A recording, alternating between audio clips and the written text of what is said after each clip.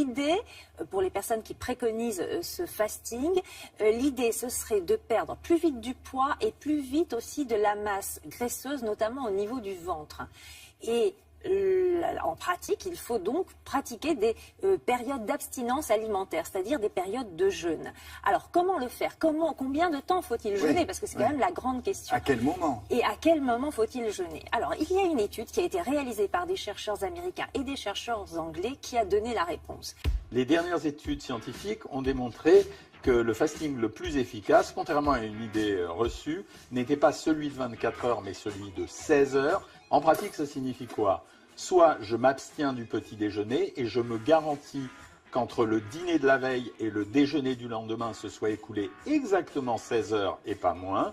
Soit j'élimine le dîner du soir, j'ai le droit de faire une petite collation jusqu'à 4 heures de l'après-midi, mais le prochain petit déjeuner n'interviendra que 16 heures plus tard, c'est-à-dire à 7 heures ou 8 heures le lendemain. Un jeûne intermittent de 16 heures n'interdit absolument pas de consommer des boissons. Il faut que ces boissons ne contiennent pas d'aliments, donc de sucre, mais on peut très bien prendre du café, du thé, de l'eau, des infusions, voire même un bouillon de légumes qui apportera beaucoup de minéraux.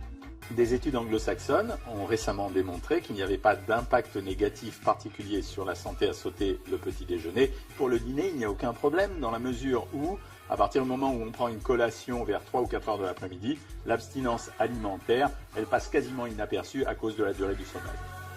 En pratique, le jeûne intermittent de 16 heures ne pose pas beaucoup de problèmes. On évite de le donner à des gens qui sont malades, à des gens qui prennent des traitements médicamenteux et bien entendu aux diabétiques. Sinon, pour le reste, ce n'est pas un problème.